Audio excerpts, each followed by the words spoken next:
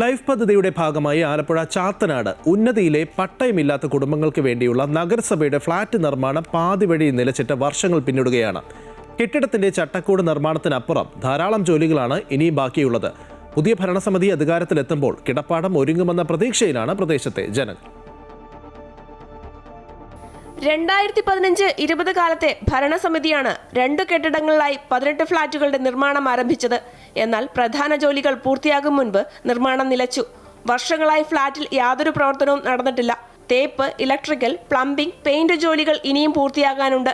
കെട്ടിടം മുകളിലേക്ക് കെട്ടി ഉയർത്തുക മാത്രമാണ് ചെയ്തിരിക്കുന്നത്. 2 മുറി, അടുക്കള, ശുചിമുറി എന്നീ സൗകര്യങ്ങളോടെയുള്ള ഫ്ളാറ്റുകളാണ് വിഭാവനം ചെയ്തിരിക്കുന്നത്. നിർമ്മാണം പൂർത്തിയാക്കുന്നതിന് ഏകദേശം 1 കോടി രൂപയും വിവിധ പദ്ധതികളിൽ ഉൾപ്പെടുത്തി നഗരസഭ അനുവദിച്ചിരുന്നു. 28 കുടുംബങ്ങൾക്കാണ് ഇവിടെ ഈ ഫ്ളാറ്റിൽ പാർപ്പിടുമെന്നാണ് നമ്മുടെ UDF സർക്കാർ ഉദ്ദേശിച്ചത്. പക്ഷേ നമ്മുടെ ഈ കോവിഡ് സമയത്ത് പിന്നെ അത് പണി പൂർത്തിയാക്കാൻ പറ്റാതെ ഇത് നിലച്ചു. അതിനുശേഷം വന്ന LDF സർക്കാരിൻ്റെ ഭാഗത്തു നിന്നും ഒരു പാക്കറ്റ് സിമെൻറ്റിൻ്റെ വർക്ക് പോലും ഈ ബിൽഡിങ്ങിൽ നടന്നിട്ടില്ല. ഇപ്പോൾ ഇത് ശൂന്യമായിട്ട് കിടക്കാമെന്ന് പറഞ്ഞിട്ട് 5 വർഷക്കാലമായി. 24 ഭവനരഹിത അതിദരിദ്ര വിഭാഗത്തിലെ ഗുണഭോക്താക്കൾക്ക് ഫ്ളാറ്റ് കൈമാറുമെന്നായിരുന്നു പ്രഖ്യാപനം. എന്നാൽ വർഷങ്ങൾ പിന്നിട്ടിട്ടും പദ്ധതി പൂർത്തിയായില്ല.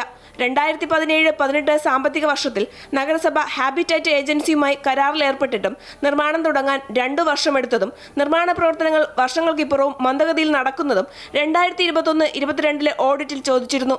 എങ്കിലും 3 വർഷം പിന്നിട്ടിട്ടും നിർമ്മാണ പ്രവർത്തനങ്ങൾ പുനരാരംഭിക്കാൻ കഴിഞ്ഞിട്ടില്ല. 35 വർഷം ഇടതുപക്ഷം ഭരിച്ചിരുന്ന വാർഡ് ഇക്കുറി UDF പിടിച്ചെടുത്തു. വാർഡ് കൗൺസിലറും നഗരസഭാ ഭരണവും മാറിയതിനാൽ തന്നെ പുതിയ ഭരണസമിതിയിൽ പ്രതീക്ഷ അർപ്പിച്ച് കാത്തിരിക്കുകയാണ് ചാത്തനാട് നിവാസികൾ.